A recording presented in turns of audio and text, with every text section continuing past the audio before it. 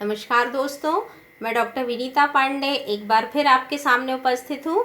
और आज हम बात करने वाले हैं कि आपका जो सिनॉप्सिस होती है, बहुत सारे विद्यार्थियों के कॉल आते हैं, मैसेज आते हैं कि मैडम सिनॉप्सिस क्या होती है और इसको कैसे बनाया जाता है। तो आज हम उसी पर बात करने वाले हैं। और सबसे पहले हमें ये जानना ज़रूरी है कि सिनॉप्सिस जो होती है वो आपके प्रोजेक्ट में भी बनती है। रिसर्च की जो थीसिस होती है, शोध प्रबंध कहते हैं जिसको हम, या अनुसंधान प्रबंध कहते हैं, उसमें आपकी जो थीसिस होती है उसमें आपकी सिनॉप्सिस जो होती है वो जमा करना ज़रूरी होती है। मान लीजिए आप कोई रिसर्च कर रहे हैं, तो सबसे पहले आपको मैंने अपने पिछले वीडियो में भी बताया है कि आइए पीएचडी कैसे करें, पीएचडी क्या है जानें। इन सब पर मैंने आपको बताया है कि पहले आपको एक शोध प्रबंध जो आप बनाते हो उसके पहले आपको एक शोध योजना, रिसर्च प्लानिंग कहलाती है, वो रिपोर्ट आपको जमा करनी होती है। और आपका जो एमएड का कोर्स होता है उसमें भी, एमए के कोर्स में भी आपको डिजर्टेशन लगता है।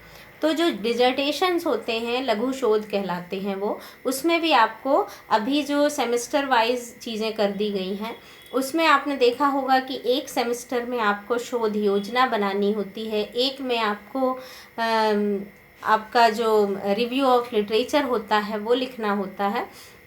इस तरह से दोनों वर्षों में आपका पूरा जो रिसर्च होता है, डिजर्टेशन होता है, उसकी प्रक्रिया को पूरा कराया जाता है।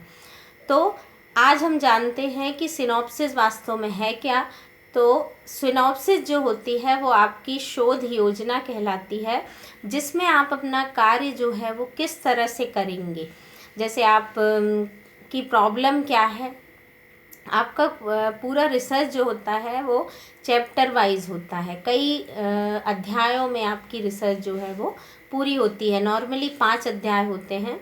तो आपका जो पहला अध्याय होता है उसमें आपको प्रॉब्लम होती है और आपने ये रिसर्च क्यों कर रहे हैं, शोध कार्य की क्यों आवश्यकता हुई, ऐसे कुछ सवालों का आपको जवाब देना होता है। साथ ही शोध योजना में आपने रिव्यू क्या लिए हैं, पिछले 5 से 10 वर्षों के रिव्यूज़ को हम कलेक्ट करते हैं और उसमें आपके जो रिसर्च वर्क है आपका, उससे रिलेटेड क्या क्या चीज़ें हैं वो भी हमको देखनी होती हैं। फिर आपके ऑब्जेक्टिव होते हैं, आपके उद्देश्य क्या ले रहे हैं आप, वो होते हैं। साथ ही जो आप चर लेके चल रहे हैं, वेरिएबल्स जो हम चूज़ करते हैं, उनके बारे में भी बताया जाता है। उसका सीमांकन कहाँ कहाँ तक है, आपने एरिया क्या चुना है, पॉपुलेशन आपने कितनी ली है, और फिर उसके बाद उसका सैंपल साइज़ आपने क्या डिसाइड किया है, ये सब लेने के बाद, और साथ ही आप उसमें स्टैटिस्टिक्स कौन सी यूज़ कर रहे हैं, मतलब आप सांख्यिकी क्या लगा रहे हैं, ये सारी चीज़ें आपको सिनॉप्सिस में दी जाती है। और साथ ही आप कौन से उपकरण या टेस्ट टूल जो आप लगा रहे हैं वो क्या यूज़ कर रहे हैं, आपके सेल्फ मेड हैं, आपने खुद बनाए हैं, या आपने कहीं से स्टैंडर्ड टूल यूज़ किए हैं, ये सारी चीज़ें आपको देनी होती हैं। उसके राइटर कौन है, किसने टूल डेवलप किया है, ये सब आपको बताना होता है। साथ ही आप सिनॉप्सिस में आपका रिज़ल्ट जो है वो क्या आएगा, ये हमको एक टेंटेटिव रिज़ल्ट बनाना पड़ता है कि आपकी जो परिकल्पना है वो किस तरह की है, आपने क्या ऑब्जेक्टिव लेकर के अपनी रिसर्च को पूरा कर रहे हैं, क्या स्टैटिस्टिक्स लगा रहे हैं, इस रिसर्च में आपको क्या निकल कर के मिल सकता है, आपका कोई सार्थक अंतर होगा या नहीं होगा, इसलिए हमको नल हाइपोथेसिस लगानी पड़ती है। तो ये सारी चीज़ें जो हैं वो हम सिनॉप्सिस में रखते हैं। और इसके बाद आप संदर्भ बुक कौन सी ले रहे हैं, कुछ बुक्स के नाम, कुछ जर्नल्स के नाम आपको लेना होता है, कुछ साइट्स के भी नाम हम देते हैं, वेबसाइट जहाँ से हम ये सब चीज़ें कलेक्ट करते हैं। तो इस तरह से एक सिनॉप्सिस हम तैयार करते हैं, शोध योजना जो जिसके स्टेप्स होते हैं।